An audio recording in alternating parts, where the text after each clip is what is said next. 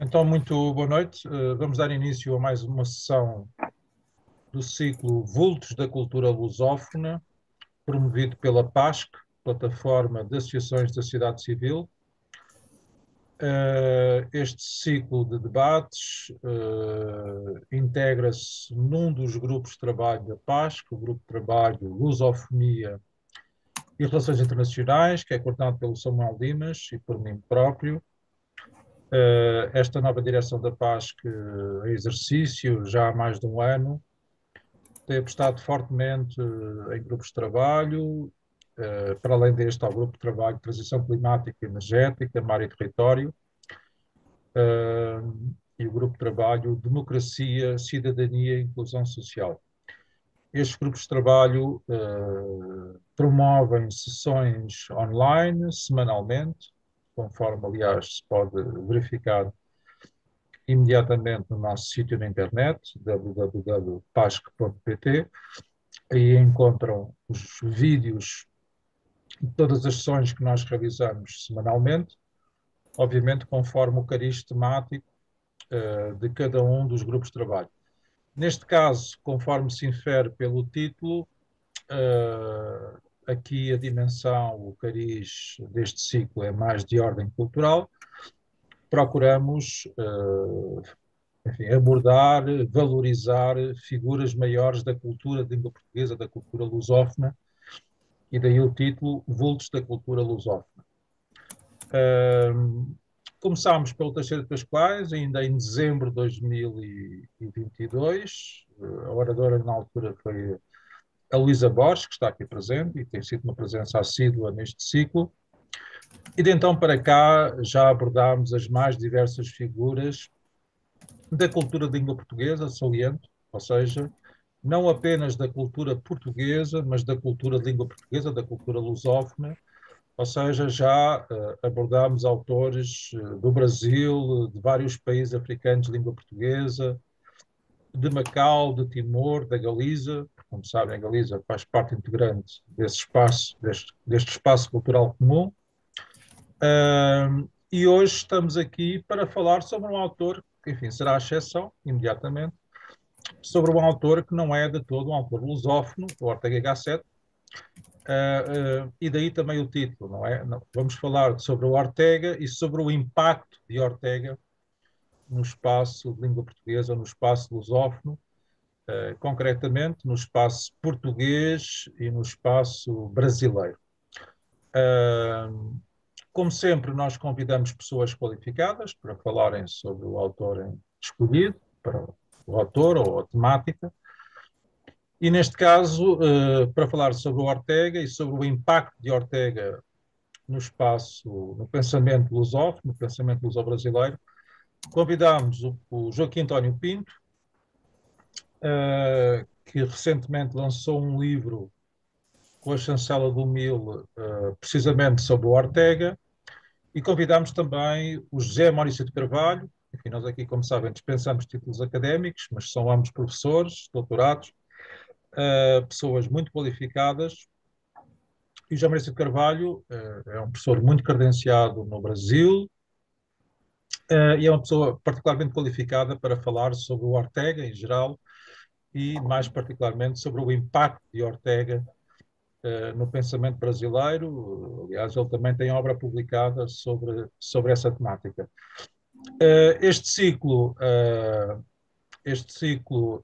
é realizado em parceria com várias entidades, nomeadamente o Instituto de Filosofia Luso-Brasileira, e permitam-me também esta nota, quer o Joaquim Pinto, quer o Jamés de Carvalho, são sócios do Instituto, aliás, bem como do MIL e também são colaboradores da revista Não Águia, portanto fazem o pleno, no caso deste ciclo, mas quanto ao Instituto de Filosofia Luso-Brasileira, são ambos colaboradores muito habituais, e saliento, visitem o sítio do Instituto de Filosofia Luso-Brasileira. Recentemente, na semana passada, tivemos um colóquio sobre Filosofia da História. Em setembro teremos mais um colóquio sobre filosofia, sobre a saudade no espaço cultural luso-galaico, ou seja, mais um colóquio luso-galaico sobre a saudade. barra encontro de filosofia e cultura luso-galaica, e já e o Joaquim Pinto, e a Luísa Borges, e o próprio Samuel Dimas já se inscreveram, já irão participar. E depois, em novembro, outubro, novembro, teremos em parceria com a Universidade dos Açores mais um colóquio do Atlântico, desta vez sobre o Teófilo Braga, por ocasião dos 100 anos do seu falecimento. Estes colóquios do Atlântico procuram sempre valorizar vultos da cultura lusófona mais diretamente relacionados com os Açores, não necessariamente nascidos nos Açores, mas que tenham tido impacto no espaço geográfico açoriano, sendo que o Teófilo Braga, como sabem, nasceu nos Açores e foi uma figura muito proeminente no espaço nacional, inclusivamente no plano político. E depois, ainda nessa semana, no princípio de novembro, vamos ter um importante encontro sobre Kant, Immanuel Kant, por ocasião dos 300 anos do seu falecimento, e vai ser mais um colóquio de Tobias Barreto. Os colóquios de Tobias Barreto realizam-se alternadamente com os colóquios Antero de Quental, são os colóquios de filosofia luso-brasileira, promovidos da parte portuguesa pelo Instituto de Filosofia Luso-Brasileira, e o José Maurício de Carvalho tem sido, desde há 15, 20 anos, a figura mais importante, o nosso interlocutor mais relevante no espaço brasileiro para promover esses mesmos colóquios. Ainda recentemente, em novembro, o Samuel Dimas, eu próprio, o professor José Esteves Pereira, o José Carlos Pereira, estivemos no Brasil, em Teresina, para mais um colóquio Antero de Quental, e, portanto, esses colóquios têm sido um fórum muito, muito importante, muito relevante, para cimentar esta ponte cultural entre Portugal e o Brasil. E dito isto, e agradecendo muito a presença do José Maurício de Carvalho e do Joaquim Pinto, lanço então estas primeiras duas questões. Porque é que é importante falar do Ortega? Porque é que o Ortega foi, de facto, um autor impactante, em geral, e depois, mais especificamente, qual foi o impacto maior, ou os vários impactos do Ortega em Portugal, e a questão será mais dirigida ao Joaquim Pinto, e ao Jamés de Carvalho, os principais ecos de Ortega no pensamento, na cultura brasileira. Enfim, depois abrir-se-á o debate e, como sempre, esse debate será coordenado, será dinamizado pelo Samuel Dimas. Dito isto, temos que começar pelo Brasil, talvez.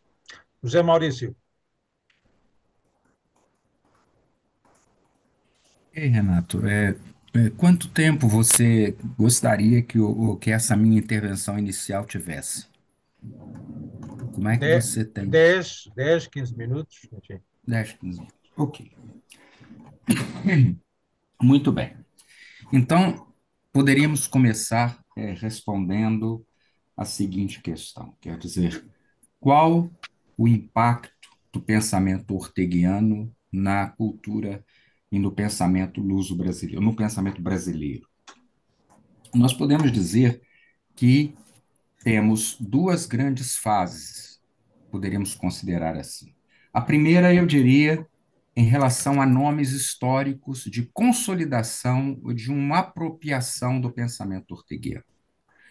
Desse grupo inicial, nós poderíamos destacar o trabalho do professor Gilberto de Mello, Beratã Macedo, Nelson Saldanha e até alguns trabalhos do padre Lima Vaz. O que esses pioneiros nos mostram? O que eles nos ajudam nesse diálogo com Ortega? Destacando certos aspectos do pensamento orteguiano que são significativos, ou eram significativos, para trabalhar o pensamento brasileiro. Por exemplo, Gilberto de Mello destaca a possibilidade de fazer com que Ortega dialogue com autores como o nosso Guimarães Rosa, no Grande Sertão Veredas, que coloca uma série de questões sobre a existência humana e os seus riscos, os seus perigos. Nesse sentido, né, esse trabalho do professor Gilberto de Mello destaca esse aspecto do pensamento orteguiano, o compromisso da vida humana com a autenticidade e os riscos que essa vida autêntica representa e traz. Outro nome significativo e que nos abre possibilidade de diálogo, e eu estou fazendo uma primeira intervenção nesse sentido de abrir, de colocar as questões, não é? É o Ma- trabalho deixado. mas desculpa lá, já, Maurício. Pois, Antes, só um parênteses. Uh, esse, esse, essa reconstituição histórica é muito relevante e será objeto da nossa sessão e do nosso debate. Mas a primeira pergunta, até porque estes vídeos depois são colocados no site da PASC, e a PASC agrega mais de meia centena de associações e muitas delas, enfim, agregam centenas, em alguns casos, milhares de pessoas, e muitas delas não conhecem o Ortega, ou conhecem muito mal o Ortega. E, portanto, eu gostaria que tu desses primeiro um primeiro retrato do Ortega, quem foi o Ortega, porque é que ele, de facto, é uma figura que merece ser lida, merece ser conhecida, antes de falarmos mais concretamente sobre o impacto de Ortega no pensamento brasileiro.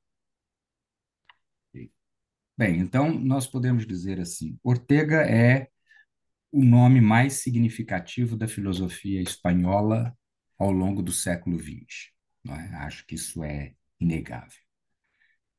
Qual é a importância de se trabalhar Ortega? Há uma série de questões fundamentais para o nosso tempo e para nós discutirmos os problemas que a nossa sociedade tem hoje, que uma referência em Ortega nos ajuda.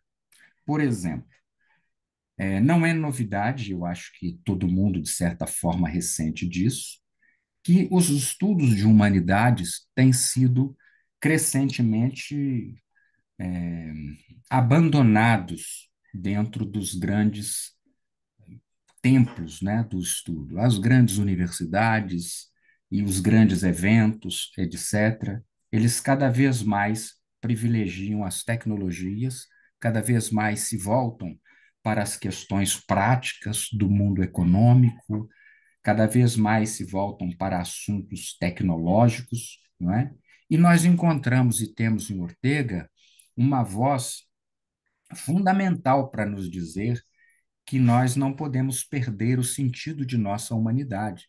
E mais do que isso, a forma como nós precisamos e temos para nos posicionar no mundo diante desses problemas que estão aí, da própria tecnologia, diante dos desafios do nosso tempo, está a necessidade da formação da alma, a formação do homem culto, a formação do indivíduo dentro dos conceitos de humanidade. Eu acho que nisso Ortega é um nome imprescindível, porque ele trata e passa por uma série de questões fundamentais para o desenvolvimento do pensamento humano, tanto do ponto de vista da política, na defesa da democracia, que é outro tema absolutamente contemporâneo, não é?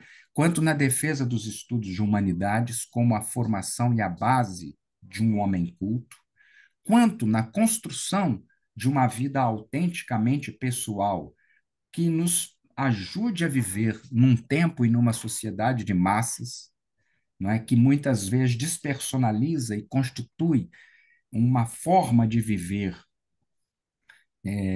extremamente impessoalizada, não é? Então, o desafio que nós temos de encontrar uma forma absolutamente pessoal de viver em meio a esse mundo que está aí, não é? O desafio de pensar as questões de natureza ética numa sociedade, num tempo em que nós não temos nenhum grande modelo ético em vigor. Ortega é um dos primeiros que nota que nós estávamos entrando num tempo único na história, porque nós sempre tivemos diferentes modelos éticos, desde a Idade Média e até antes no mundo grego, nós sempre tivemos modelos éticos hegemônicos, mesmo quando um entrava em decadência, nós tínhamos um outro modelo ético em desenvolvimento.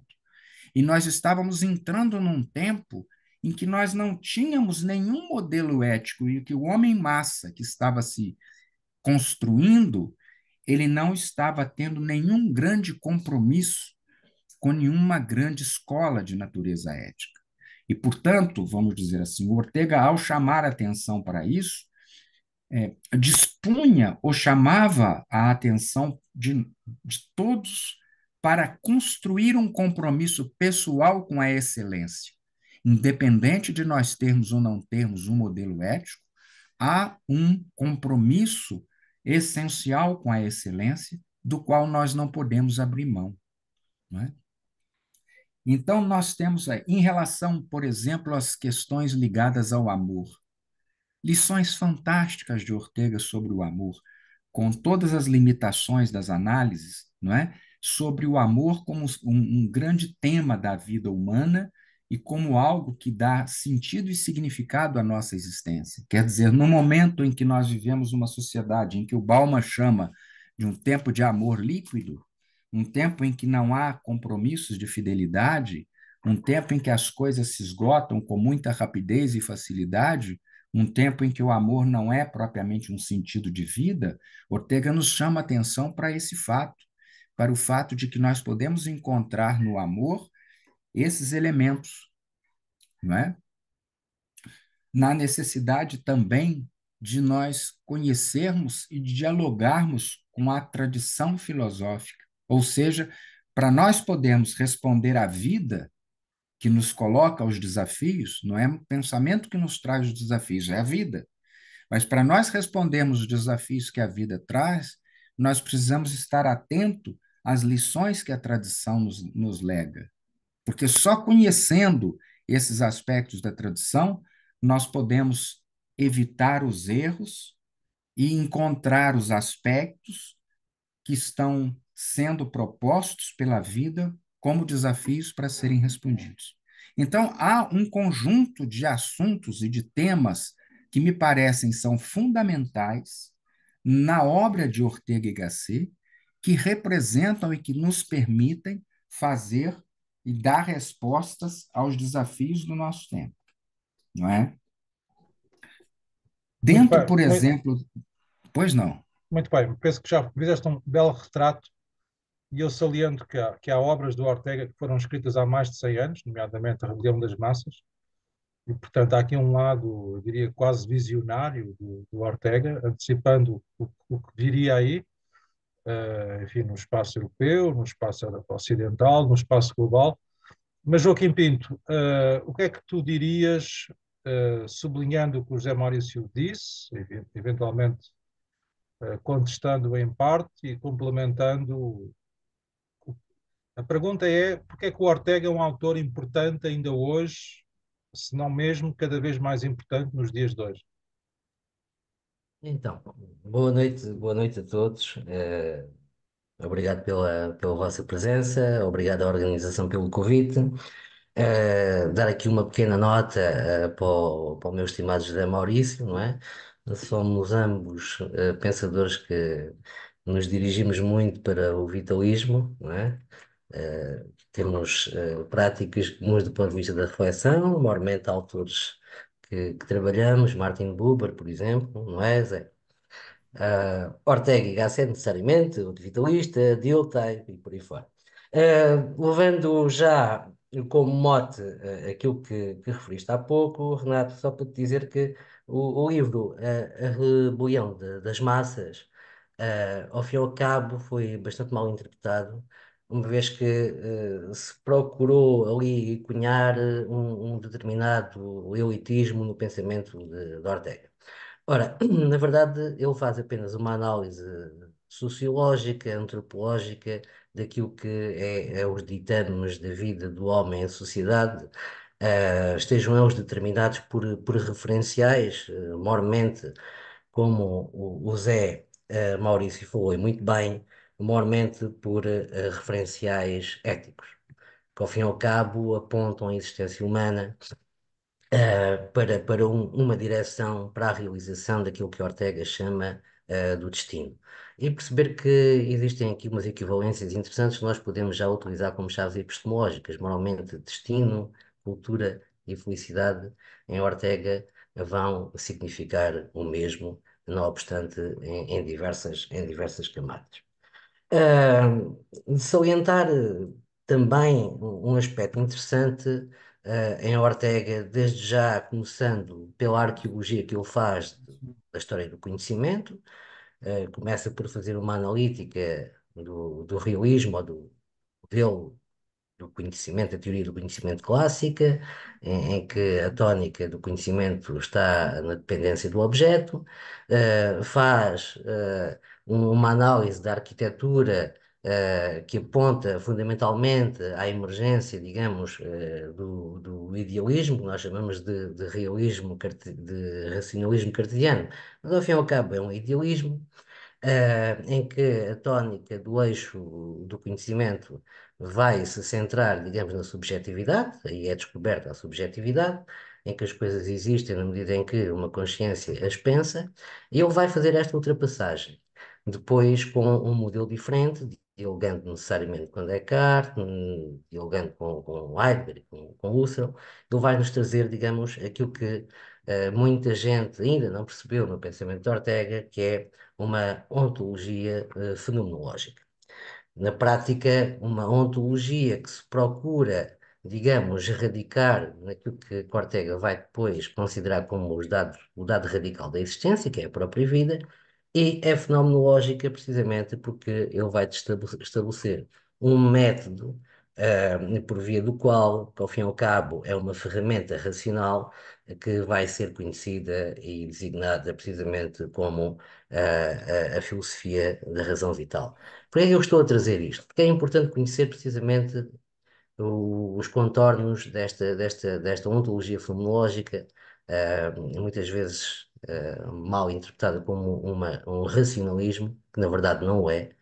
É mais uma filosofia de vida, é mais uma tentativa de resgatar a filosofia para as ruas, para as ágoras, da existência humana e da sociedade, e nós deveríamos meditar muito sobre isto.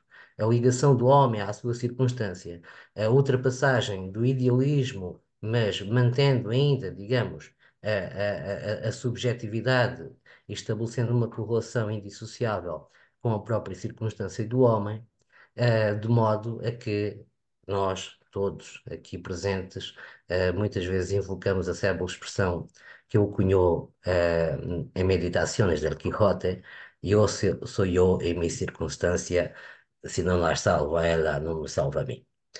Na prática, o que é que acontece aqui? Nós temos uma consciência idealista, que é o primeiro eu da relação, que é eu sou eu, eu, eu enquanto sujeito, enquanto res cogitans, por assim dizer, enquanto consciência intencional que realmente se debruça e reflete sobre essa realidade. Mas que existe um fundamento que os gregos designavam como um hypokeimenon, ou seja, algo que sustenta precisamente essa existência.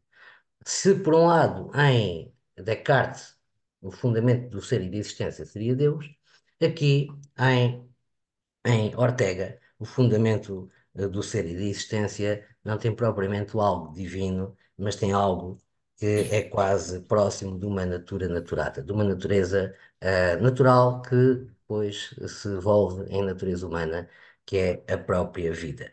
Então, a filosofia da razão vital em Ortega, ao fim e ao cabo, é a emergência de um subjetivismo que se abre à própria vida, abre-se à circunstância e, digamos, aqui aparece pela primeira vez um aspecto muito importante da filosofia de Ortega, que ele vai chamar de perspectivismo. Ora, o perspectivismo não vai só relacionar a pessoa com as suas circunstâncias, mas vai também perceber que os outros também são circunstâncias nossas. Ou seja, os outros com os quais nos relacionamos também são nossas circunstâncias e nós somos corresponsáveis daquilo que é o destino, não só individualmente entendido, mas coletivamente entendido que se vai verter sobre a forma de estacionário cultural que nos vai fazer dirigir hacia adelante, ou seja, para o futuro. Nesta perspectiva, temos a questão da futuração em Ortega, mas também temos necessariamente aquilo que são os referenciais que Ortega designa precisamente como tradição e que também são fundamentais para nós nos dirigirmos para a realização das nossas singularidades e das nossas coletividades. Ora, se nós percebemos que este trânsito que Ortega nos propõe, permite não só assumir esta corresponsabilidade, mas também vincular as pessoas à sua própria vida e perceber que através de um diálogo estabelecido com determinados critérios com os outros, nós permitimos, através de um aglomerar e de um concentrado de perspectivas, termos cada vez perspectivas mais amplas.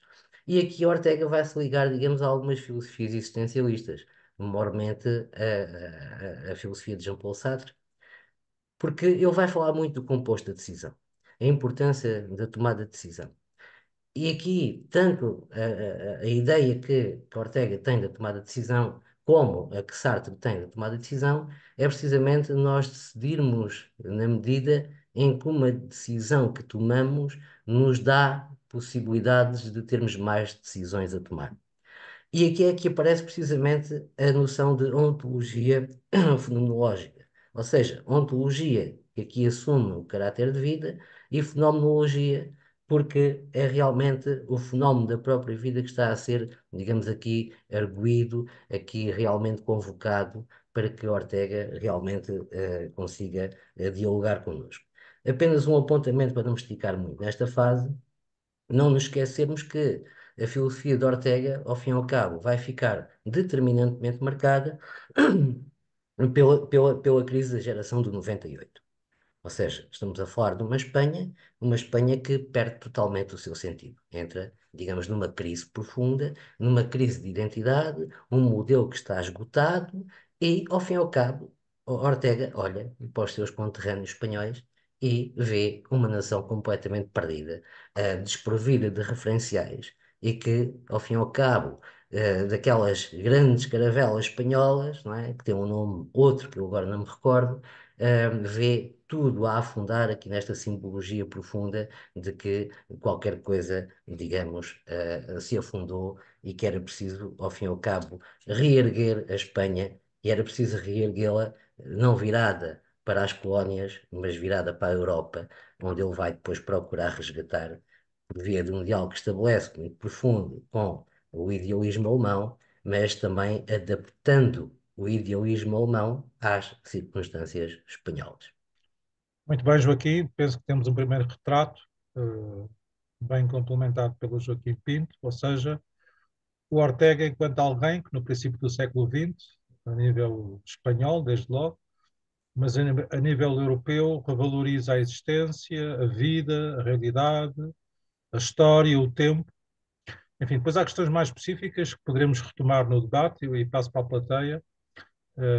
Por exemplo, eu acho que o fenómeno das redes sociais, a partir do Ortega, da grelha de análise do Ortega, ganha outra luz e pode ser percebido, e obviamente no tempo do Ortega não havia redes sociais, não havia isto que nós temos hoje.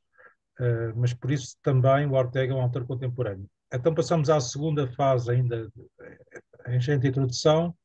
José Maurício, qual tem sido o impacto do Ortega no pensamento espanhol, perdão, no pensamento brasileiro, e eventualmente também quais seriam as linhas do pensamento do Ortega que ainda estão por explorar no pensamento brasileiro? Já começaste a responder isso, mas agora concretiza, por favor. É.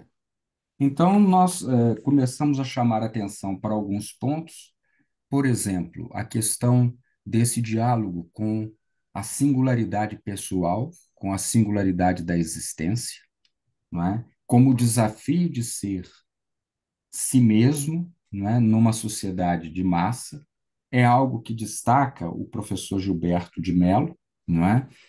Sobretudo num diálogo que vai fazer com o pensamento, com a literatura de Guimarães Rosa, não é? Onde o desafio de ser si mesmo é sempre um desafio de enfrentar os riscos, riscos que estão, de um lado, na circunstância, mas principalmente nos limites que temos na nossa própria vida, não é? Então, esse trabalho de valorização da singularidade pessoal é um dos aspectos que é aberto na cultura brasileira e que fica aí como um tema a ser trabalhado. Eu gostaria de destacar o trabalho do professor Nelson Saldanha, que destaca a segunda etapa do pensamento orteguiano, principalmente a questão da razão histórica, né, de uma razão vital, mas de uma razão histórica. Então, ele vai chamar a atenção para o fato de que a nossa compreensão dos acontecimentos, elas, de alguma maneira, são iluminadas pela dimensão da história. História e cultura é mais ou menos a mesma coisa no pensamento orteguiano e assim aparece no pensamento do Nelson Saldanha também, né? É algo que eu gostaria de destacar.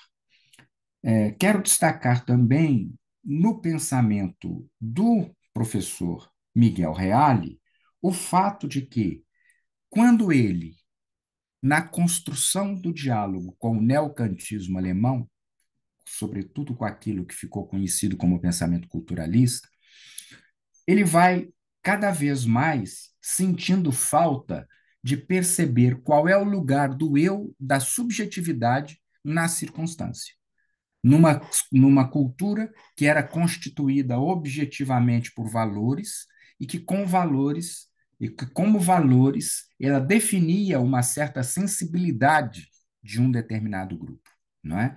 Então, embora ele estivesse trabalhando esses elementos estruturantes da cultura como elementos axiológicos, ele aos poucos percebe a necessidade de nós termos a compreensão e a forma como cada pessoa humana vive esse processo. E ele vai buscar em Ortega y Gasset os elementos para construir esses elementos, esses aspectos. O que ele começou a fazer, mas não levou adiante. Ele já estava muito no final da vida, ele não leva adiante esses aspectos que foram, vamos dizer assim, os elementos com os quais eu procurei tecer alguns dos meus livros, o mais importante deles, esse é O Homem e a Filosofia, não é? Onde eu procuro mostrar de que maneira que o pensamento culturalista ele vai se abrir a esse diálogo com Ortega, dando possibilidade a, a essa espécie de fenomenologia, não é? De uma nova fenomenologia, de uma fenomenologia vital, se nós quisermos chamar assim, não é? Mas de como é que nós podemos nos valer do pensamento orteguiano para completar a sensibilidade de cada indivíduo em meio ao seu espaço cultural, não é? São alguns desses aspectos que eu gostaria de destacar. Há aspectos mais específicos, por exemplo, nós trabalhamos recentemente o Wilhelm Flusser nos nossos colóquios luso-brasileiros, né?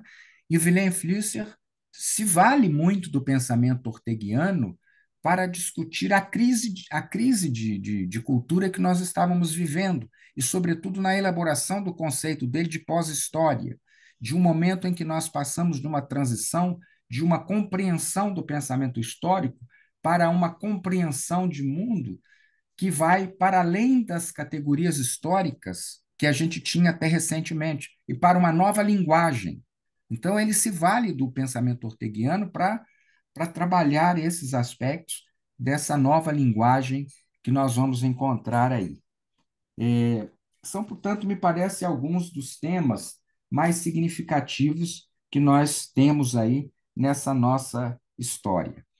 Claro que, se nós agora deixarmos mais esse aspecto, eu diria, mais estruturante, passamos para dentro das universidades, então nós temos hoje no Brasil várias teses de doutoramento que contemplam o pensamento orteguiano, não é?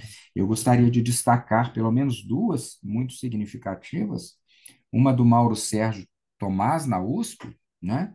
Em que ele procura usar, ele usa os conceitos orteguianos de educação para propor um projeto educacional que contempla aqueles elementos que resgata de uma espécie de educação mais tradicional elementos que foram perdidos nesses últimos anos.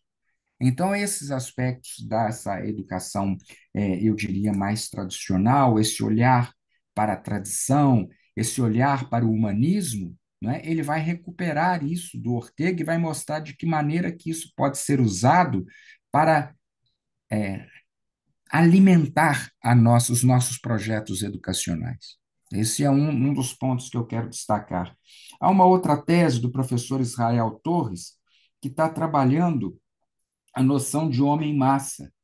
E essa noção de homem-massa, ela é uma noção extremamente fecunda. Por quê? Porque ela não só aparece em Ortega, mas ela é anunciada por Ortega. O Flisser, por exemplo, vai tratar desse tema. Ele aparece em autores que não são propriamente filósofos, como Viktor Frankl, que vai estabelecer, numa espécie de neurose de massa, uma nova forma de neurose que nós estamos enfrentando no mundo, não é?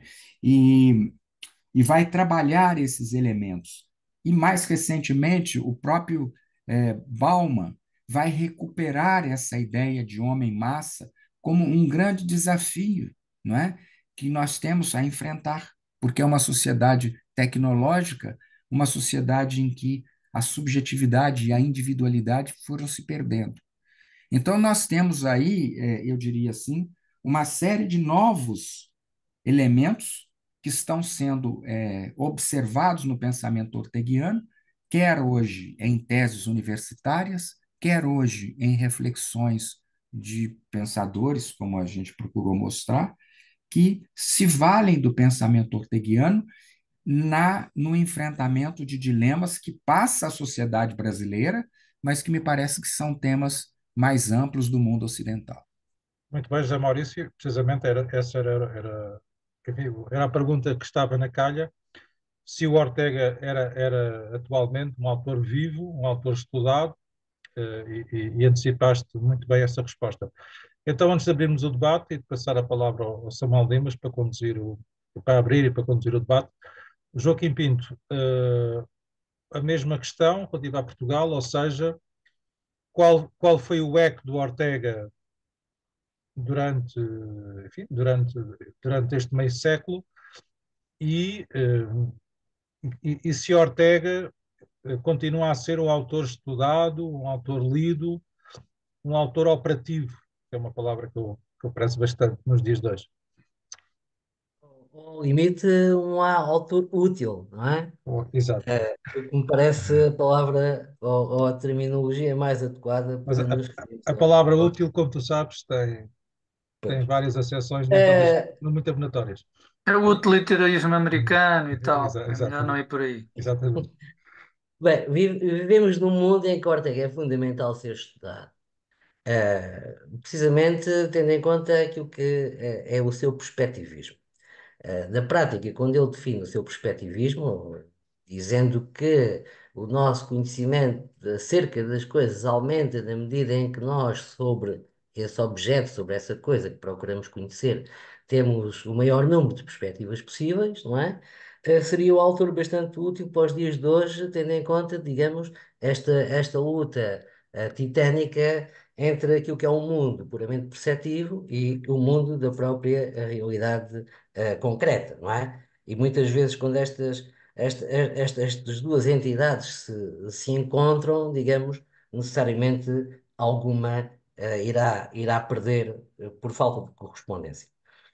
Então, na prática, o que é que poderemos dizer aqui? Autores como Delfim Santos, que nos trouxeram, não só no âmbito da educação, mas também no âmbito, digamos, da construção do próprio homem, a noção de caminho de Homo viator, que não é propriamente virgem em Ortega, já Píndaro tinha, ao fim e ao cabo, invocado esta dimensão do vem a ser quem és, não é? Píndaro já tinha falado nisso, mas Delfim Santos, digamos, apropriou-se de muita filosofia orteguiana, mormente naquilo que são os seus compêndios acerca da educação. Temos também a filosofia ideológica, ou seja, nós falamos pouco de Ortega quando nos referimos à filosofia ideológica, mas está lá. Quando nós falamos de eu e a minha circunstância, na prática é o eu e tu, de Martin Buber. Pode ser o teu, o eu e o outro, mas depende depois, digamos, da significância com que nós nos relacionemos com essa entidade externa a nós, que ao mesmo tempo contribui para a nossa construção. Amorim de Carvalho, por exemplo, um nosso conhecido, que fez uma interpretação, digamos, bastante pobre e mediada acerca da filosofia de Ortega. Amorim de Carvalho não contempla a existência, digamos, de uma componente ideológica em Ortega, mas porque teve acesso a interpretações da filosofia de Ortega. Temos o nosso conhecido e saudoso, já saudoso, Manuel Ferreira Patrício, como vocês sabem, tão bem como eu, ou melhor que eu, não é? Que cujo pensamento orteguiano teve muito peso naquilo que foi a sua visão acerca da educação, não uma educação puramente direcionada, digamos, para o indivíduo, ainda que dando ênfase à singularidade do indivíduo, aquilo que Ortega chama de para a encosta da sua inclinação, ou seja, para onde é que o indivíduo se dirige, que ele depois veio a cunhar como quê? Ajuda-me aqui, Renato. Qual foi? Antropofagia. Antropofagia, exatamente. Antropofagia, ao fim e ao cabo, é uma resposta à, à, à quinta pergunta de Kant, não é? Aquela que faltou responder no universo das suas possibilidades, que era o que é o homem. Ou seja, na prática era a resposta fundamental. E Manuel Ferreira Patrício disse que foi a única a que Kant não respondeu. E na sua filosofia educacional, ou filosofia da educação, melhor dizendo, Manuel Ferreira Patrício procurou também falar acerca, não é? Ou seja, na prática, todas as pedagogias que nós podemos contemplar como pedagogias, quer do reconhecimento, quer pedagogias da autonomia, aquele que chama tomada de decisão a si, ou pedagogias, digamos, da libertação, nós podemos também ver em Paulo Freire, podemos ver em Pacheco, podemos ver em muitos pensadores da filosofia da educação. A filosofia da educação em Portugal teve um impacto muito forte. Posso também chamar aqui à colação a Maria Amoedo, uma Chelsea intérprete de Ortega, que também fez a sua tese de doutoramento sobre a teoria e a filosofia da educação em Ortega. Podemos falar, e talvez o nosso caro Samuel possa falar melhor acerca disto do que eu, porque conhece seguramente melhor a influência que Ortega possa ter tido no pensamento do Leonardo de Coimbra. Parece-me que existe alguns resquícios de diálogo entre ambos, até eles chegaram-se a encontrar. Tu, Renato, talvez consigas ver algumas coisas assim na diagonal no pensamento de Sampaio Bruno, ou noutros pensadores, digamos, mais periféricos, como José Maria André, da Universidade de Coimbra, eu próprio, que ainda sou mais periférico, porque a minha tese de doutoramento também, uma parte dela, estabelece uma relação precisamente entre o bem comum, ou seja, a comunidade e o indivíduo, e nessa altura eu aproprio-me de algumas frases de Ortega para sustentar, digamos, aquilo que é o meu pensamento. Por isso, é muito importante, na atualidade, não só para contemplar esta noção de referenciais que se vão adequando ao longo da história, ainda que sofram interpretações diversas consoante as tendências e a geração, o tema da geração é muito importante em Ortega. Está pouco trabalhado em Ortega, porque, na verdade, o diálogo intergeracional é fundamental para aquilo que é a realização daquilo que os alemães designam como o espírito do povo, não é? Ou seja, o povo não seccionado do ponto de vista geracional, mas um conjunto de gerações que chamam a si um fito comum que as identifica como tal, que as diferencia das demais, uma vida segundo valores fundamentais. Ou seja, existe uma necessária arqueologia a desenvolver no pensamento de Ortega que sofre de uma atualidade de tal modo gritante que muito haveria para dizer. Eu meditei fundamentalmente o meu último livro, ao fim e ao cabo, digamos, é um livro introdutório em que eu procuro explicar os aspectos matriciais do pensamento de Ortega. Também escrevi um há muitos anos sobre a pedagogia orteguiana, que nos mostra precisamente uh, a relação entre o institucionalismo, digamos, e aquilo que são um conjunto de condições por via dos quais o ser humano realiza o seu destino, o diálogo que ele estabelece entre a ciência, entre a ciência e a história, sendo que história, digamos, abarca numa amplitude, digamos, comporta uma gravidade extrema, aquilo que é o sentido do ser humano ao longo das próprias etapas dos próprios tempos. Não existe um conceito, digamos, de historicidade em Ortega que seja linear, porque ele diz uma coisa bastante importante que é a verdade não é verdade, nós a interpretamos, a verdade é verdade porque nós num determinado tempo precisamos que ela o seja e então podemos aplicá-la. Então há aqui um composto espiralado, que ele até retrata precisamente nas suas obras completas, necessariamente, onde consta precisamente a lição que é a filosofia. A questão desta temporalidade é muito importante, porque ele diz ao fim e ao cabo que as verdades não são temporais. Se as verdades não são temporais, não há uma linearidade do ponto de vista do sentido da história. Existe sim uma espiral histórica e a interpretação resulta necessariamente entre aquilo que é a interioridade do sentido de uma geração e a exterioridade, digamos, que esse sentido, digamos, projeta. Por isso temos muito, muito que explorar em Ortega. É um mundo profundo, um oceano, digamos, inexplorado. Muito bem, vamos então abrir o debate. Bem, eu confesso que não vejo nenhuma afinidade eletiva entre o Ortega e o Sampaio Bruno. Foi esse o rap que me fizeste. Mas enfim, vou pensar um pouco melhor nisso. Em todo caso, o Samuel também foi aqui algo de um repto. Afinidades entre o Ortega e o Leonardo. É um bom pretexto para lhe passar a palavra e para ele conduzir o debate. Samuel? Então, mais uma vez, boa noite. Uma saudação especial ao José Maurício e ao Joaquim pela disponibilidade e generosidade nesta partilha. Respondendo de uma forma imediata a esta questão, ou a este rap, há um conceito que é muito importante no pensamento criacionista, que é precisamente o conceito de história.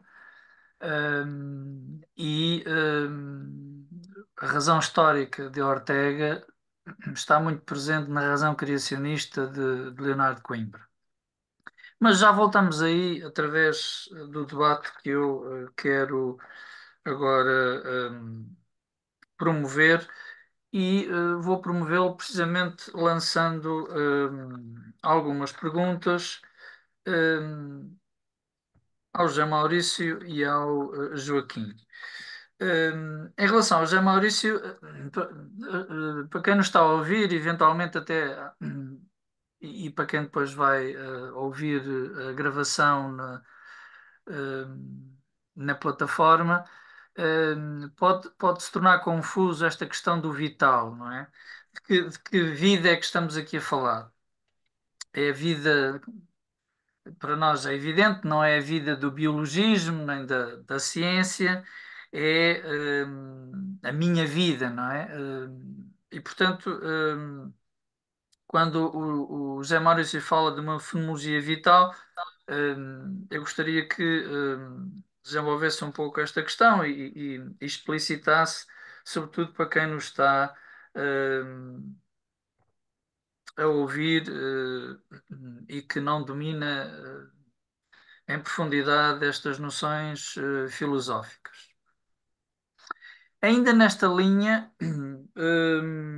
e agora para o Joaquim, O Joaquim, no início da sua intervenção, também falou do Ortega como um autor vitalista, não é?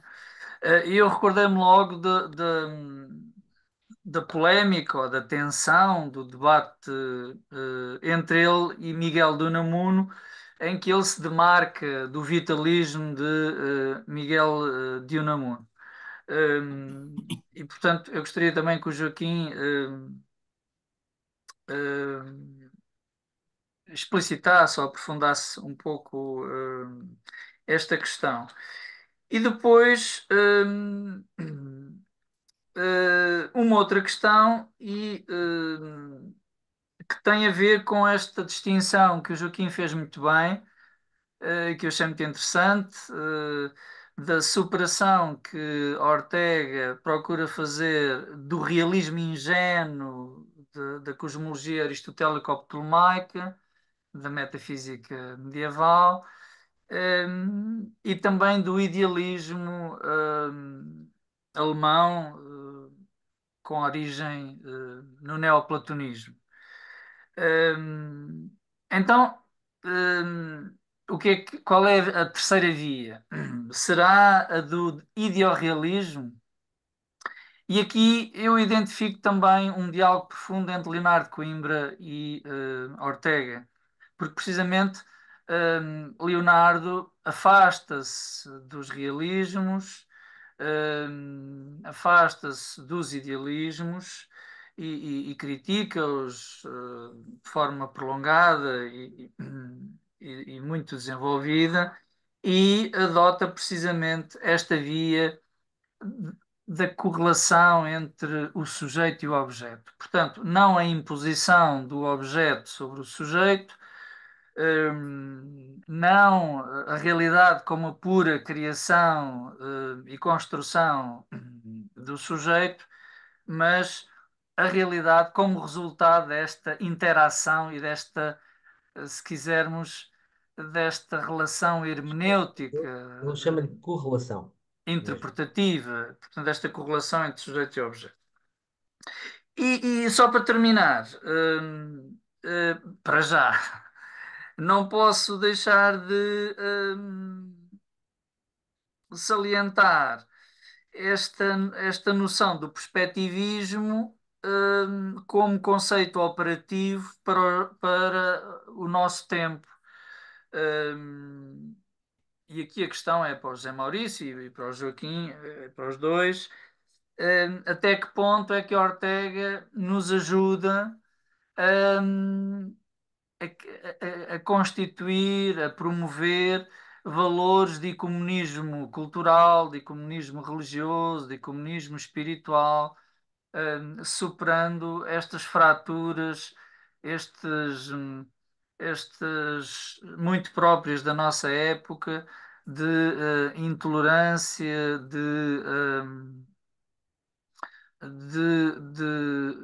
de ausência de reconhecimento hum, do contributo daqueles que pensam de modo diferente e que vivem em culturas diferentes. E, portanto, até que ponto é que Ortega é operativo no nosso contexto? José Maurício? E começo eu. Samuel, vou trabalhar especialmente a questão que você me dirigiu inicialmente, deixo ao Joaquim, imagino que a questão seguinte que você colocou, a questão do sentido e o significado de vida e de racio-vitalismo do pensamento orteguiano, né? Então, eu acho que a primeira grande questão a se pensar nesse caso, né, é o que significa viver. Quando o Ortega se pergunta o que é a vida, o que significa viver, viver não é simplesmente possuir um corpo em funcionamento, ter um dinamismo biológico puro, né? Viver tem a ver com o fato de que, quando eu estou relacionado com o mundo que está à minha volta, com as circunstâncias, né, eu, de alguma forma, manejo esse mundo. e me coloco em risco nesse mundo, e tomo determinadas e faço determinadas escolhas nesse mundo, né? Então, o viver é esse ir se vivendo na circunstância, esse estar em permanente movimento, estar em continuado movimento. Então, esse é Portanto, o ponto que. é o receber, o que recebemos, mas também oferecemos, não é? Interferimos na cultura.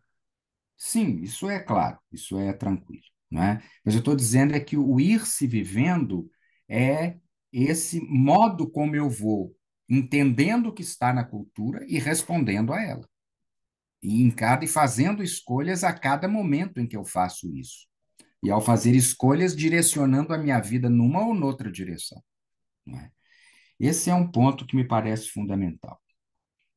Ora, e quando eu falo da necessidade de uma razão vital, quando nós estamos falando do vínculo entre a minha vida e uma razão que é uma razão vital, é no sentido de que essa razão, ela, vamos dizer assim, não é algo desconectada da vida, não é um pensamento ou uma consciência, a moda cartesiana, não é?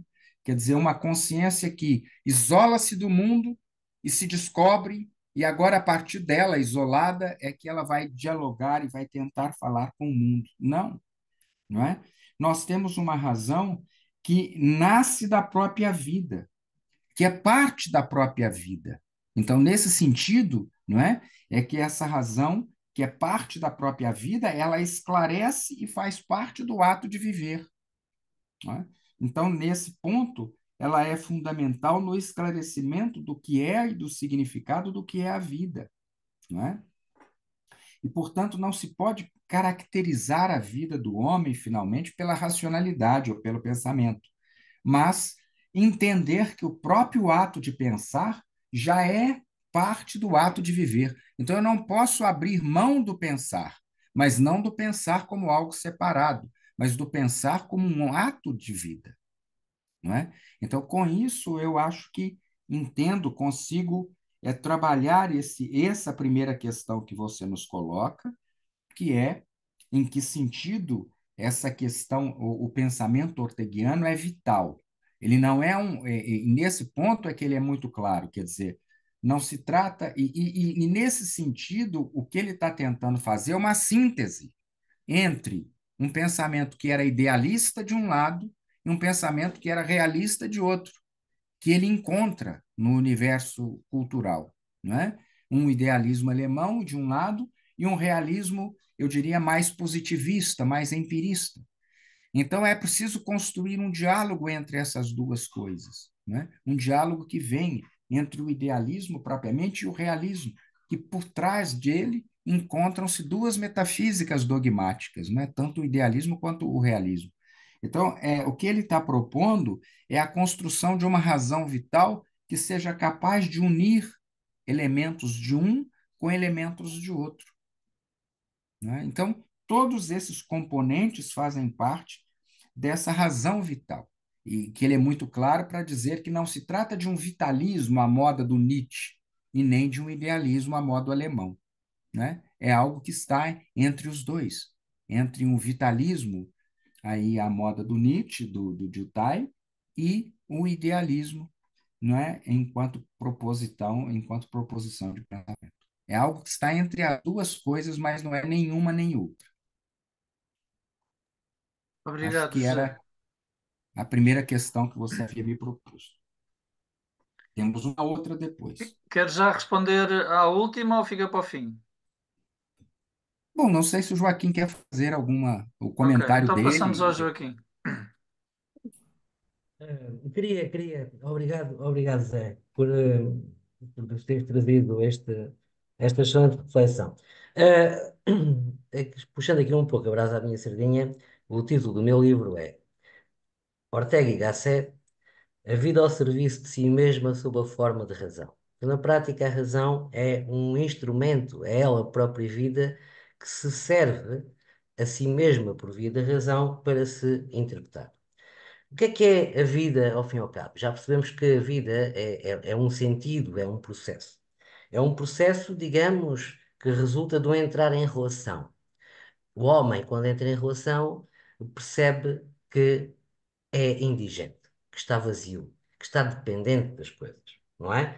Porque entrou, por via das suas vivências, num orbe em que existem muitas coisas.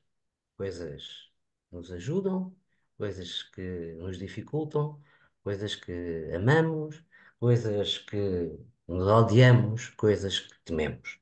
Então, segundo Ortega, viver é precisamente esse ocupar-se de algo. Ocupar-se de algo que não somente nós, mas de um outro. Podem ser pessoas, coisas, realidades tangíveis e até realidades intangíveis, que ele vai designar, ao fim e ao cabo, como a circunstância. Então, recapitulando aqui aspecto importante: ter noção de carência,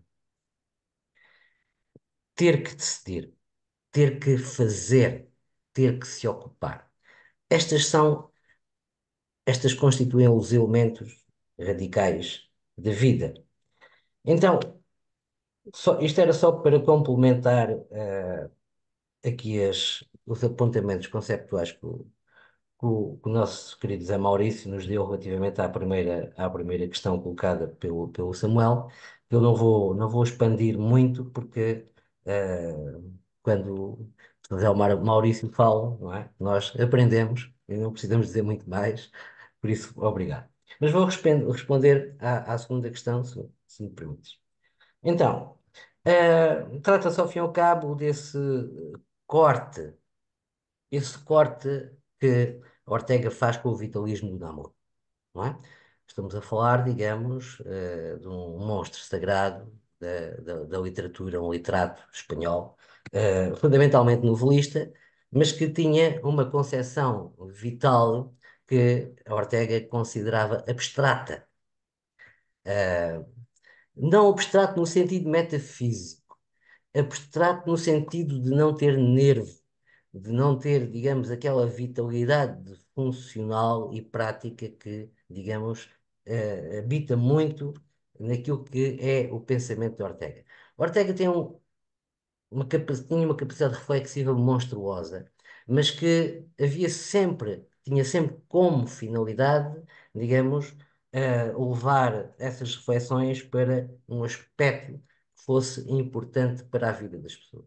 Então podemos até dizer, correndo pouco risco de me enganar, que a filosofia da razão vital, não é? O termo raciovitalismo, eu apenas falo nele uma ou duas vezes, não é propriamente um cunho que eu utilizo.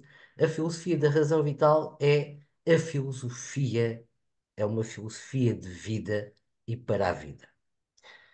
E- Então, e esse achas que ele considerava o pensamento do vitalismo de Miguel Unamuno irracional?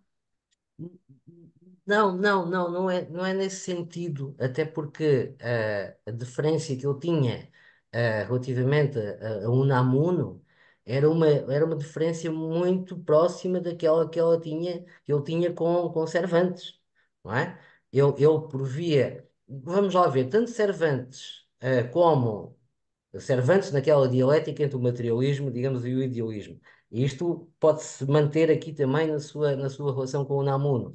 Ou seja, há aquilo que ele se chama um ensimismamento, ou seja, mas um ensimismamento, eu vou utilizar agora uma tradução portuguesa, um encerramento em si mesmo.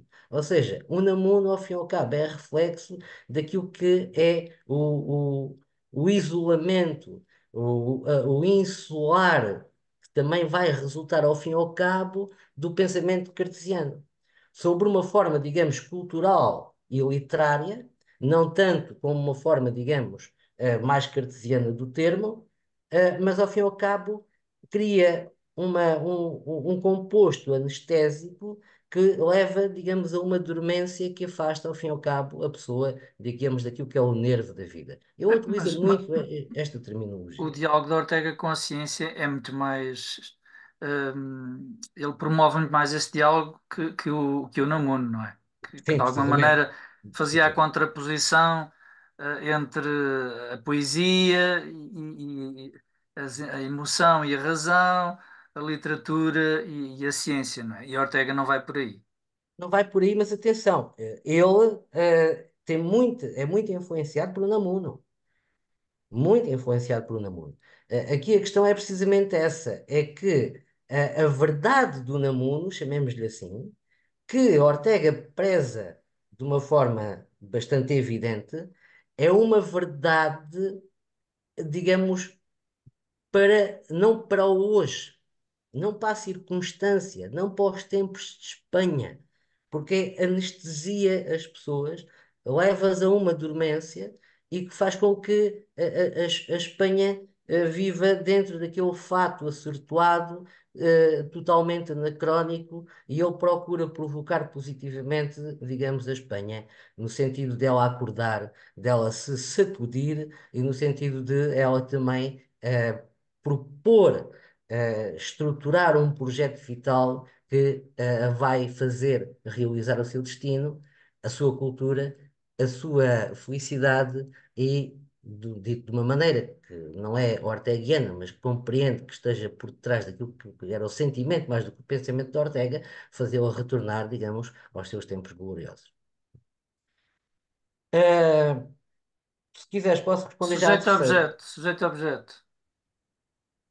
Eh, A correlação que tu referias. sim, sim, sim, sim, sim. Correlação sujeito a objeto. Ou seja, na prática nós pensamos as coisas e há coisas pensadas por nós, não é? O cogitanto, cogitatio cogitantes.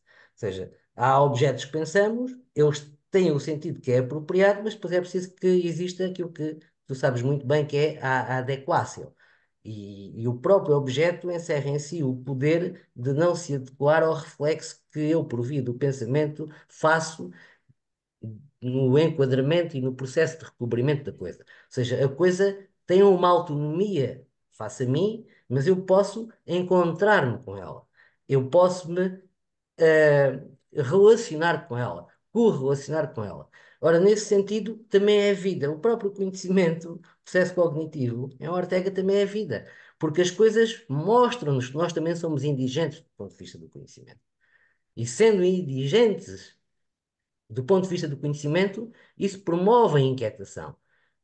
Tenham elas, digamos, uma existência propriamente dinâmica ou não, atenção que quando Ortega se refere às coisas, ele refere-se ao âmbito circunstancial. E, Ou portanto, seja, a uma verdade não está ordem, possuída, a verdade também é um processo e um dinamismo. quer dizer, é uma aproximação, não é? Porque aqui podemos falar um pouco, tanto do diálogo que ele estabelece com Leibniz, não é? Como com Goethe, não é? Ou seja, há aqui dois diálogos, ou seja, a verdade é sempre perspectivística, não é? Ou seja, nós podemos estar próximos dela e ela tem que ter uma qualidade fundamental que é funcionar num determinado tempo e lugar. Ela não pode ser uma verdade anacrónica. E é daí também que vem um pouco a crítica que Ortega faz a Miguel de Unamuno.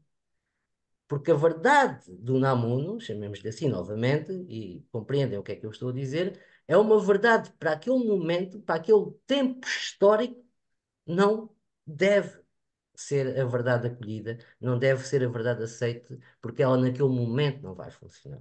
E isso é muito importante. Ora, como eu disse há pouco, uma vez que existir, segundo Ortega, é entrar em relação com as coisas que nos ajudam, com as coisas que nos dificultam, com as coisas que amamos, com as coisas que odiamos. Necessariamente o facto de termos que fazer, ocupar-nos da nossa vida, resolver as nossas circunstâncias, implica, digamos, a convergência do composto individual, ou seja, do ente social, ou uma componente da massa coletiva, mas que também integra em si uma individualidade que é projeto, não é? Então, esse ecumenismo é precisamente essa transposição de eu enquanto projeto individual Já estás a responder à à última terceira. questão? À terceira. Eu enquanto indivíduo que me dirijo enquanto futuração para a realização do meu projeto enquanto indivíduo, esse projeto necessariamente tem que estabelecer também um diálogo com aquilo que é a dimensão coletiva. Ou seja, porque a dimensão coletiva, Ortega, e até aqui é como se fosse Ortega a dizer, também a fazer uma chamada de atenção às instituições e à dimensão política,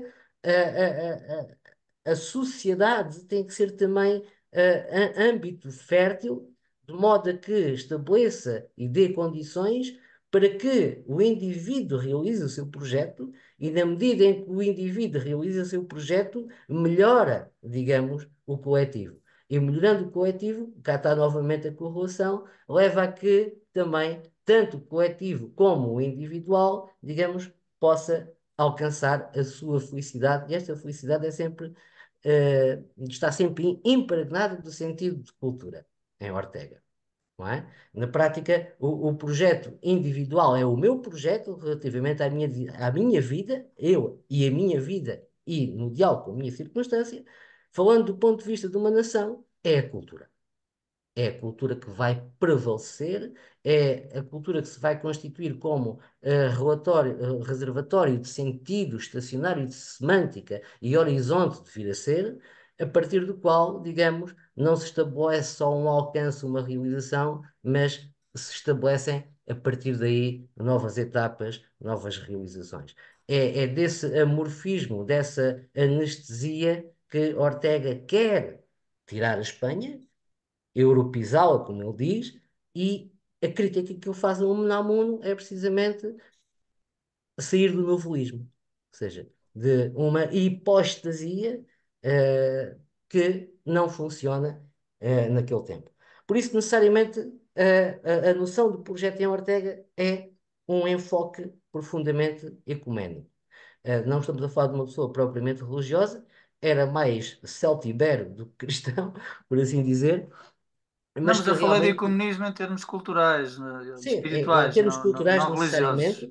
necessariamente, porque a leitura que Ortega faz do indivíduo, digamos, daquele ente que produz sentido à luz do sentido em que nasce dentro de uma cultura, que é um sentido estacional, ainda que dinâmico, e ele, digamos, não só ganha sentido por via desse diálogo que estabelece, mas produz depois sentido, e esse sentido depois vai ganhar aspecto coletivo. Do ponto de vista do diálogo que ele estabelece com outras culturas, necessariamente não estamos perante, digamos, um etnocentrismo. Estamos precisamente perante alguém que procura resgatar, digamos, uma Espanha, mas uma Espanha vital, uma Espanha não submissa, aquilo que ele chama Espanha insubmissa, mas que não é aquela Espanha que vai puramente importar as ideologias e as filosofias que na altura estavam na berra, porque eu considero que essas ideologias não são, não funcionam na Espanha, porque a Espanha, digamos, tem circunstâncias diferentes. Ou seja, dizer circunstâncias diferentes é dizer tem um projeto diferente e é necessariamente diferenciada, ao limite da expressão Espanha é uma vontade diferente que precisa de ganhar perspectivas, precisa de ganhar clarividências e que se pode apropriar daquilo que é importante para construir o futuro, ainda que também não se deva descaracterizar de modo a se confundir com outras nações. Então, tendo em conta este diálogo que aqui se estabelece, percebemos perfeitamente que ele dialoga necessariamente com várias culturas, desde já do ponto de vista filosófico, que aprende com elas, mas também, digamos, faz uma certa filtragem não submissa, não é? No sentido de procurar o que é que a Espanha precisa, qual é a vacina, qual é a medicação que Espanha precisa para sair, digamos, desta anestesia de sentido em que se encontra. Obrigado, Joaquim. José Maurício, como é que o pensamento de Ortega é hoje operacional? O Samuel, a gente poderia dizer que ele nos ajuda, não é, a pensar as coisas de uma forma mais ecumênica a partir de 4 pontos que eu sintetizo da seguinte maneira. O primeiro, com relação à recuperação da razão vital como sendo um pensamento de gerações. Então, para que eu possa compreender aquilo que eu, de certa forma, até sou, eu preciso entender como é que foi a dinâmica com a qual as gerações lidaram com os problemas. Por exemplo, como é que a Contra-Reforma foi vista, o que se acreditava naquele momento, o que sensibilizava o homem naquele momento e que movimentos aconteceram depois, não é? Então, vamos dizer assim, na medida em que eu tenho elementos sólidos de uma razão histórica, eu tenho elementos universais, porque eu preciso conhecer como é que essas coisas se dão no espaço de desenvolvimento da cultura, para que eu possa pensar a minha vida hoje e os dilemas que estão colocados na vida contemporânea. Esse é um ponto. Não é? Que outro ponto? A partir da noção de moralidade. Não é? Quando Ortega, por exemplo, começa a discutir o que são virtudes e vícios. Por quê? Embora você possa falar de virtudes e vícios localizados culturalmente, eles demandam um comprometimento pessoal com a excelência, um comprometimento próprio com o fazer o melhor, que é tirado e que precisa ser tirado de cada homem, e que, portanto, há um elemento que eu diria que é universal, porque o compromisso nosso em ser melhor é um compromisso que, de certa maneira, está encontrado e é em cada homem, não é? Independente das circunstâncias que a gente possa estar vivendo e dos dilemas que nos acontecem e que nos cercam. Depois eu diria que há um terceiro ponto em que nos aponta para um ecumenismo, é as noções de Ortega sobre amor, quando ele, de certa maneira, não é? Vamos dizer assim, vai fazer com que os elementos vitais e elementos, eu diria, da própria ciência, que ele tem como referência, por exemplo, a psicanálise e o freudismo, não é? Mas ao apontar os limites do freudismo e na tentativa de pensar a vida humana, o amor e as relações humanas de uma forma mais ampla. Então, ao fazer isso, ele abre também, me parece, a possibilidade de nós pensarmos essas questões contemporâneas de uma forma mais ampla, de uma forma maior, de uma forma que não fique limitada às relações efêmeras, às relações parciais que a gente tem no nosso tempo, não é? E, finalmente, um tema que eu já tratei, que é a questão da educação humanista, não é? Quer dizer, é preciso nós termos uma educação. O homem culto, o homem culto é alguém que precisa possuir uma educação humanista, com um conhecimento que seja à altura do tempo dele. Quer dizer, esse conhecimento à altura do tempo dele exige que ele saiba ciência, exige que ele saiba o que se sabe sobre religião naquele momento, o que se sabe sobre os diferentes elementos de cultura, sobre arte, por exemplo. Então, um homem, para poder viver no nosso tempo, ele precisa ter uma dimensão e um conhecimento que passa por todas essas áreas, senão ele se perde nos detalhes e se perde vamos dizer assim, no conhecimento singular de uma determinada coisa e fica E dentro cai em daquele tipo. anacronismos, claro. Exatamente, vai Sem essa cair ou em interdisciplinaridade. anacronismos ou então naquilo que nós podemos dizer que é uma espécie de saber muito sobre nada. Pois, reducionismos. Os reducionistas, exatamente. Então, há no pensamento orteguiano vários pontos que nós podemos buscar para nos ampliar o debate e para valorizar, eu diria, elementos ecumênicos, elementos universais que nos permitam construir diálogos para superar os impasses que a gente tem e que tem vivido na cultura contemporânea. Obrigado. Eu gostaria de aqui fazer já a ligação com o Leonardo Coimbra. Uma das, uma das colunas da razão criacionista é precisamente a superação daquilo que o Leonardo chamava os cousismos. O que eram os cousismos? Era precisamente as visões parciais sobre a realidade, na interpretação da realidade. E, portanto, o Leonardo também é um homem que vem da ciência, entendia que para não se cair nesse reducionismo causista, era necessário ter uma perspectiva integral, uma compreensão integral da realidade. E essa compreensão integral exigia um aprofundamento daquilo que ele chamava a experiência biopsicológica, no plano das ciências mais biologistas, físico-químicas, a compreensão da experiência ética, a compreensão da experiência estética, a compreensão da experiência, em última instância, metafísico-religiosa. E aí eu até acho que ele vai um pouco mais longe que o próprio Ortega, mas isso seria uma outra discussão, talvez também pela sua base teísta, por distinção com Ortega, que me parece situar-se mais num plano do deísmo, não é? Mas de qualquer modo, atenção, eu não estou com isto a dizer que o Ortega não conhecia o fenómeno religioso. O Ortega tem uma filosofia da religião. Aliás, eu trabalhei isso, também já fiz essa investigação, e é surpreendente até. E, portanto, ele conhecia muito bem, fazia até a comparação.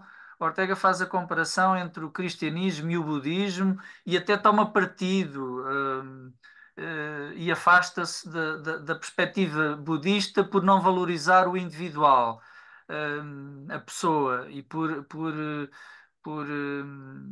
Desculpa lá, contrário da tradição judaico-cristã que valoriza essa dimensão. desculpa lá, Samuel. A vida humana, o tal nervo que eu te falei, a crítica que ele faz ao budismo é exatamente a crítica que ele faz a Unamuno. Ou Sim, seja, mas afasta a pessoa do nervo da vida, da certo, vivência, certo, da forma certo. de vivência. Ora, eu não posso deixar de agora convocar os presentes e abrir o debate, a quem nos está a ouvir, a Luísa, o Cídio, a Júlia, o Rui, o Helder. Observações, questões, aproveitem. O José e o Joaquim dispõem-se Ah, mais um pouco para dialogarem convosco. Eu iria colocar uma questão. De alguma forma, eu penso que o José Maurício já abordou essa questão.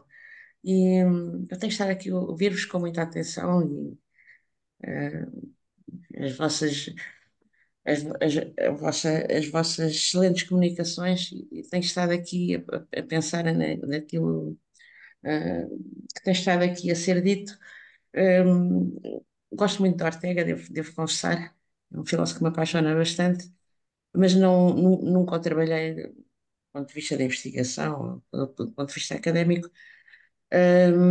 Mas pensei em alguma coisa em relação a uma discípula do Ortega. Aliás, é interessante ver como é que o Ortega pode dar origem a discípulos tão diferentes, justamente, provavelmente, pela riqueza do seu pensamento. Portanto, e a discípula a que eu me estou a referir é a Maria Zembrano. E é muito interessante no pensamento do Ortega uma tensão que há, por um lado, entre um pensamento que é propositadamente situado, faz referência a uma situação, que é uma circunstância, e depois há uma tensão entre esse pensamento situado e um pensamento situado.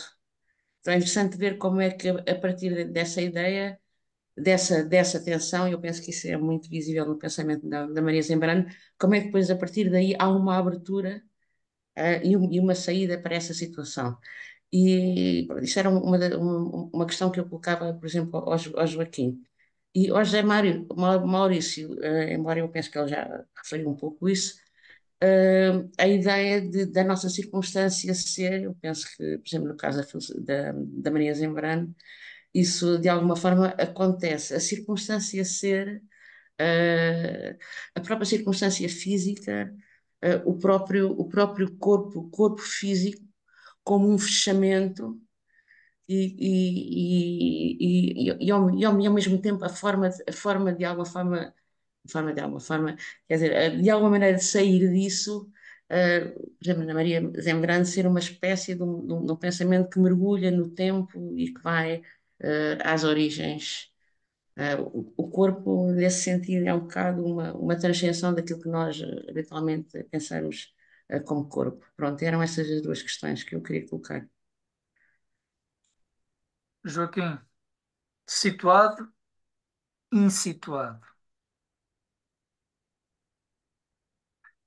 Circunstância e verdade intemporal. Eu fiquei aqui com esta ideia da verdade intemporal em Ortega, mas Eu como é vou, que eu isso, como posso, é que eu isso se posso, relaciona eu com a posso, cultura e a história e a circunstância? eu posso responder a esse repto, desde já porque é das zonas mais nebulosas do pensamento de Ortega. Eu estava a dar uma conferência para o doutoramento em Filosofia e Literatura na Universidade do Porto, precisamente sobre Ortega, e veio-me à ideia realmente esta relação. E ainda bem que a Luísa trouxe aqui à colação esse aspecto. Por um lado, Ortega, na prática, diz que existe um mundo das verdades. E aqui podemos dizer que ele aqui é um pouco platónico, ou seja, aquilo que nós temos acesso é a interpretação dessa verdade, dentro da nossa circunstância. Mas, por outro lado, aponta àquilo que é um movimento diferente, ou seja, se a verdade desce de forma interpretativa neste movimento, digamos, catabático, de Cataban, de queda. Ah, ele até dá o exemplo de Newton, não é? Ou seja, as leis de Newton já existiam, Newton é que as interpretou num determinado tempo, porque, digamos, era seu tema, na altura, era seu tema, nele, por uma porosidade, ele diz, uma certa porosidade, essa verdade caiu em Newton. Zambrano percebeu precisamente uma parte não explorada do pensamento de Ortega, que é um movimento anabático, não catabático, mas anabático da verdade. E essa verdade é realizada pela cultura. E isto é arrepiante, porque quando Zambrano estabelece, digamos, os travejamentos para aquilo que ela vai chamar como razão poética, na prática ela está a dizer que é possível o ser humano criar verdade que sai ela mesma dos determinismos do tempo cronológico e por essa via se pode tornar verdade. Quando Ortega faz a crítica ao Unamuno, ele diz que ainda não é tempo dessa verdade, mas ao fim e ao cabo deixa um vazio que foi explorado por Zambrano. Ou seja, quando falamos de poesia, quando falamos de literatura, e se nós percebermos bem o diálogo que Ortega vai estabelecer com a obra cervantina, temos a noção de que Ortega atribui o rótulo de que aquela obra se tornou verdade. Se tornou verdade, ou seja, saiu, digamos, do grilhão da humanidade, saiu do grilhão da vida do segundo tempo e entrou no grilhão da vida, ou melhor, no âmbito da vida segundo o sentido. Por outro lado, perceber que Ortega dá muita importância, digamos, ao processo cognitivo, ao processo de aquisição de conteúdos por via dos quais se desenvolvem competências. Isto é, o aspecto prático em Ortega reside na capacidade que nós temos de mobilizar um conjunto de conteúdos para resolver a nossa vida. Isto é extraordinário. Mas, por outro lado, ele diz que não é só de conhecimento que vive o homem. O homem precisa de um fogo criativo, precisa de inspiração para realizar a verdade que pode estar ao seu alcance, pode estar, diz ele, destinada, dito de outra maneira, à realização do seu projeto. Então, a ideia que aqui queria encerrar é precisamente essa abertura que Ortega deixa por via, digamos, da realização do espírito, por via do humano, ele próprio criar verdade num movimento anabático em que uma produção humana ascende ao mundo das verdades. Verdades essas que, diz Ortega, não se banham nas correntes do rio do tempo cronológico.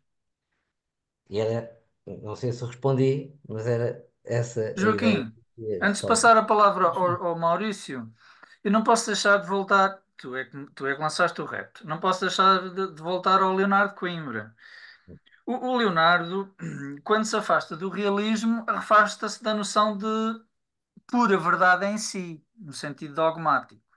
Quando se afasta do idealismo e até de algum existencialismo, afasta-se da noção, por exemplo, estou a pensar em Nietzsche, a minha verdade, as nossas verdades.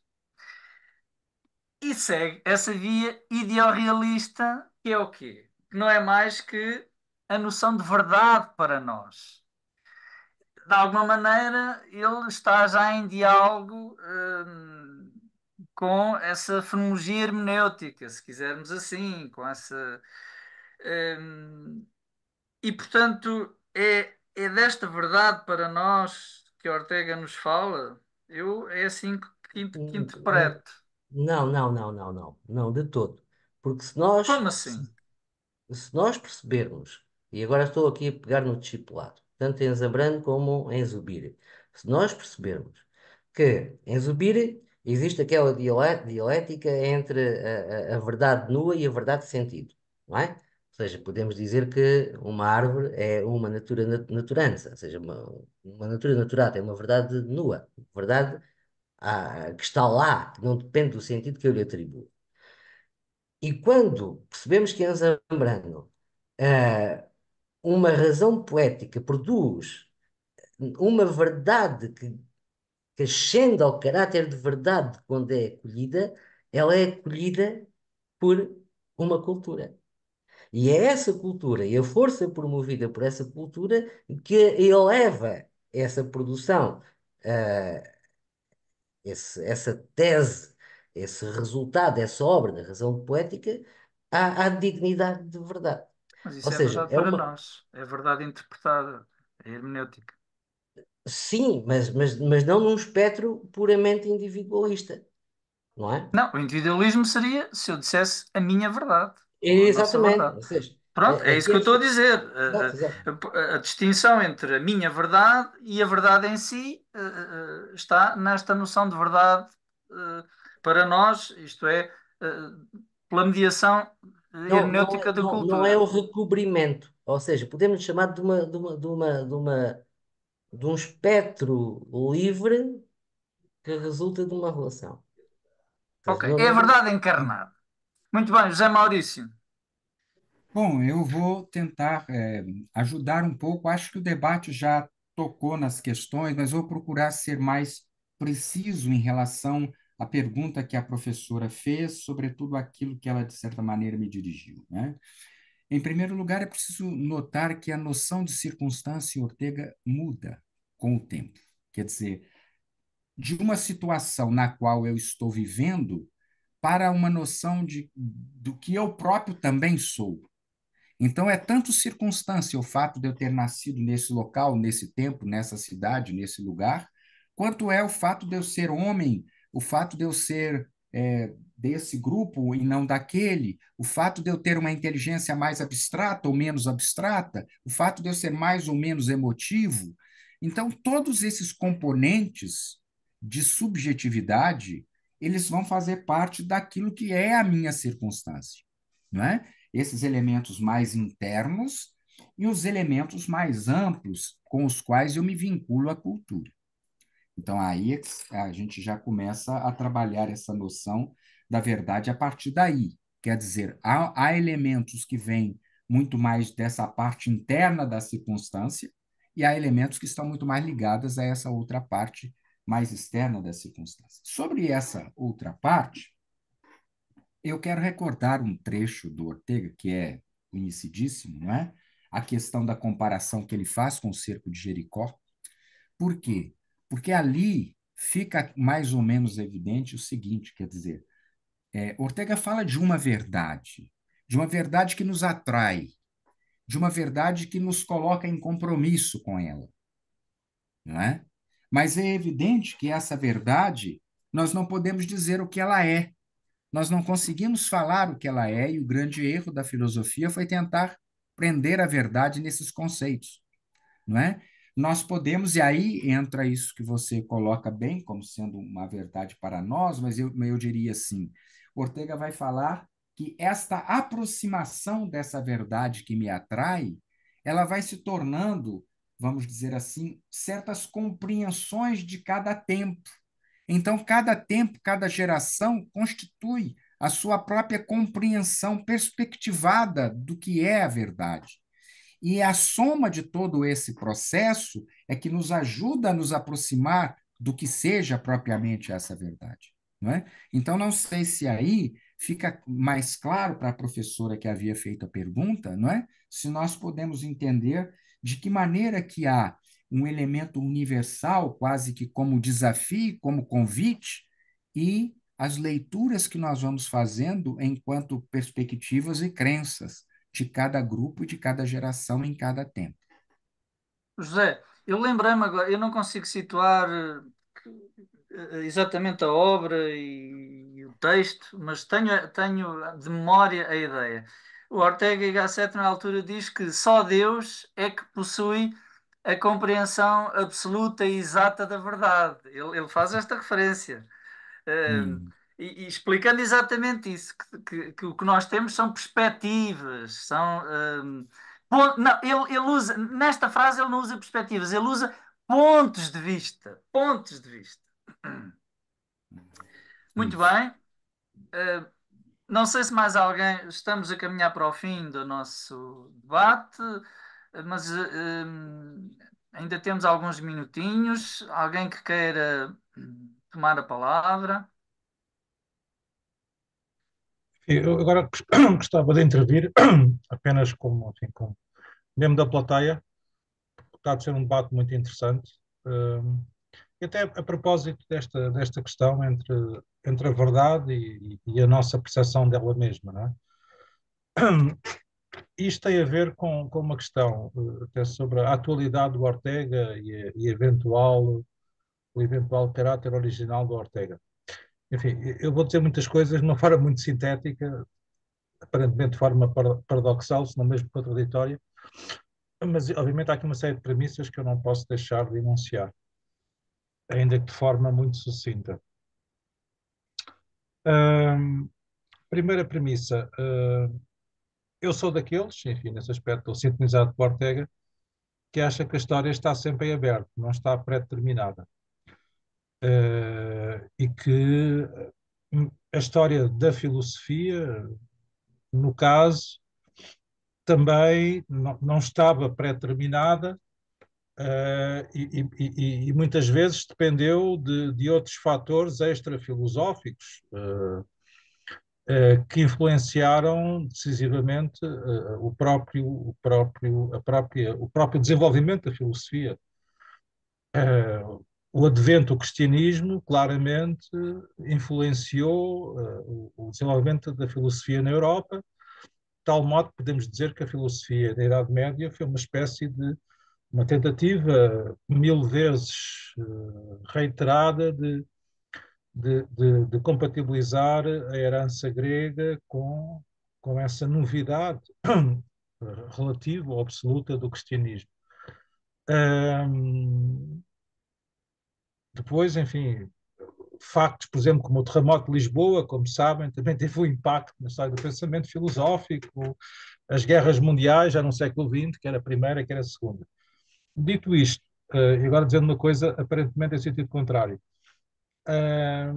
dito isto, há um certo desenvolvimento da história da filosofia que eu diria que obedece a uma certa lógica, ainda que de uma forma pendular. Todos nós estaremos recordados daquele célebre quadro da escola de Atenas, não é? Que aparece o Platão e Aristóteles, um a apontar para cima, outro a apontar para baixo, e essa pendularidade entre um maior idealismo, um maior realismo, também se vai alternando ao longo dos tempos, ao longo das gerações e ao longo das épocas e das várias fases da filosofia. Mas dito isto, por exemplo, nessa relação com a verdade, enfim, de uma forma muito esquemática, poder-se dizer que se partiu da premissa, do ponto de princípio, que havia uma verdade e que o homem, cada um de nós, podia aceder à verdade, enfim, no Platão, por rememoração, por metapsicose. Depois foi-se questionando cada vez mais essa possibilidade, e daí a crítica kantiana, e daí a fenomenologia. Portanto, haveria uma verdade em si, uma verdade para nós, e nós poderíamos ter apenas um reflexo cada vez mais distante dessa mesma verdade, até aos nossos tempos, ou, enfim, ao dito pós-modernismo, em que a verdade é a verdade de cada um de nós, e, portanto, cada um tem a sua verdade, e já não há sequer longínquamente ou fantasmaticamente essa verdade absoluta. Isso aí parece haver uma certa linha, enfim, com alguma constância e com, enfim, uma direção, uma determinada direção. Mas dito isto, o que me parece interessante no Ortega, enfim, outra premissa, dando mais um passo atrás, este mais breve. A questão da originalidade na filosofia é um conceito que me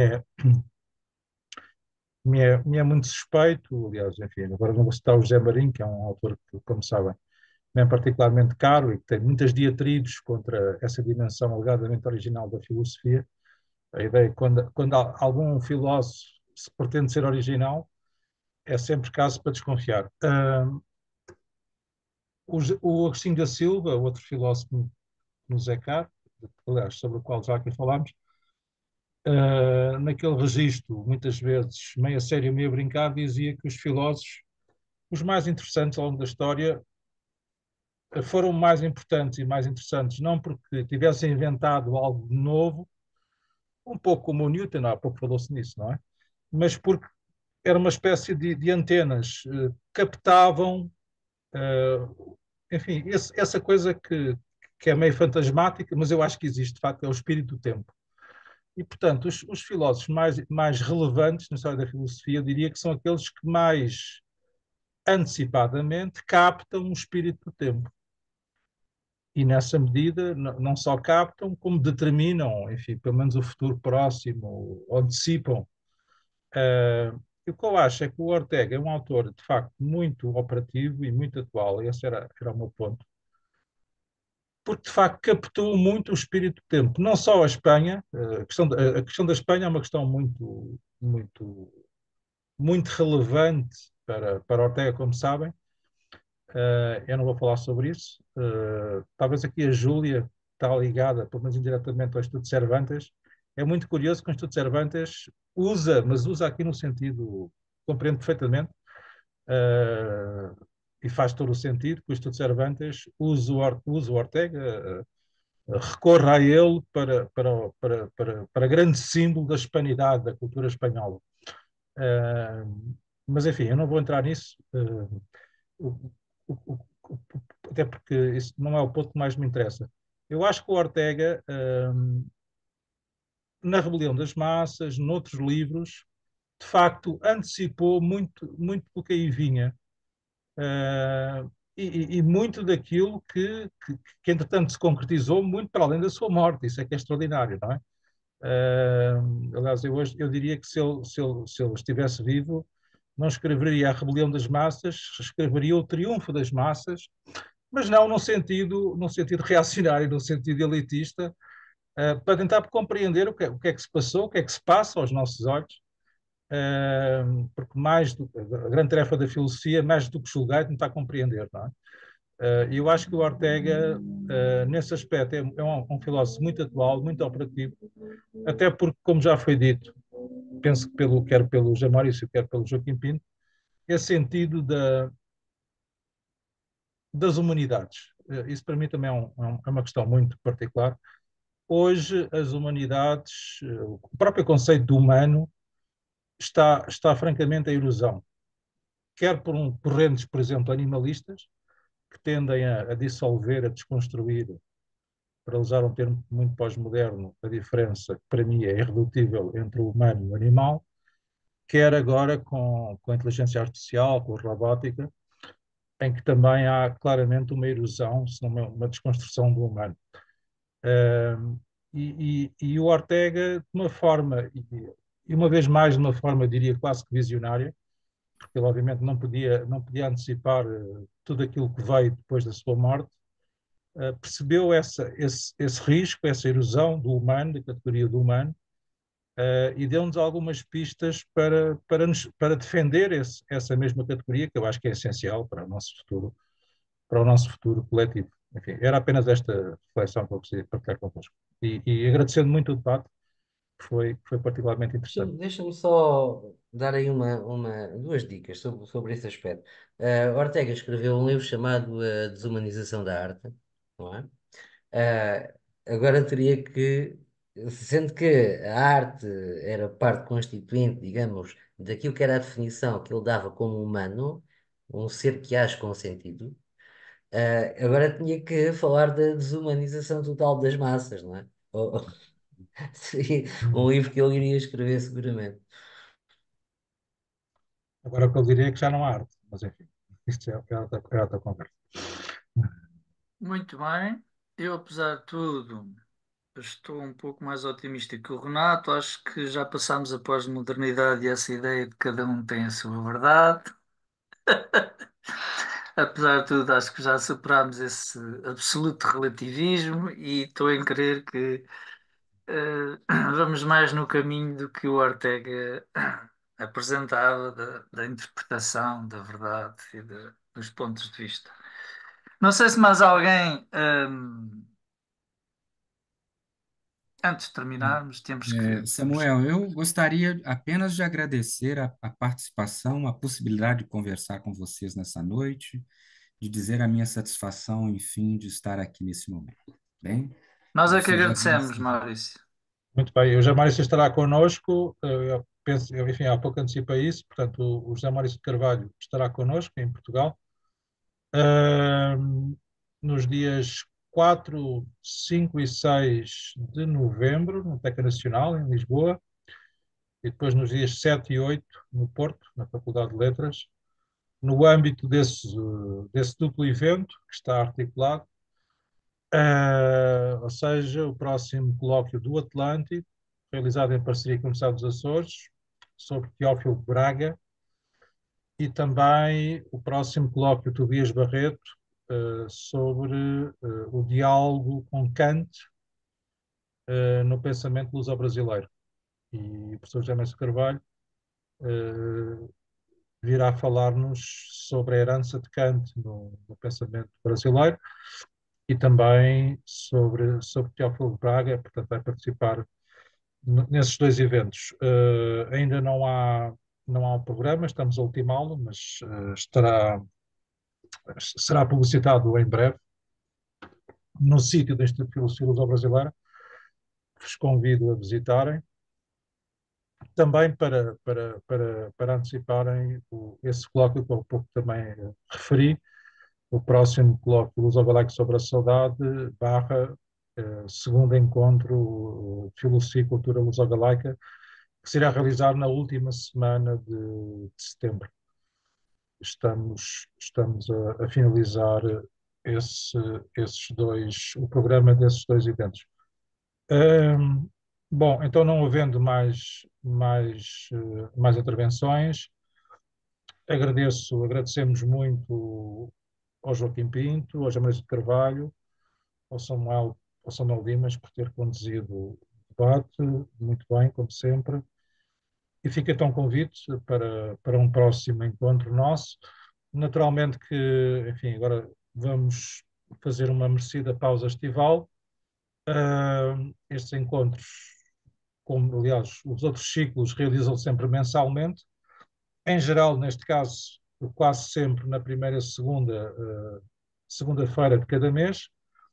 Neste caso não foi, nesta semana não foi o caso, até porque temos que competir com o Euro de Futebol, e portanto na segunda-feira houve jogo da seleção portuguesa, e não quisemos competir com o Ronaldo, mas em setembro já não haverá futebol, e portanto vamos procurar manter essa cadência. Enfim, quando anunciarmos o próximo evento, iremos difundi-lo, iremos, como sempre, colocar nas nossas plataformas. Então, vamos fechar a gravação.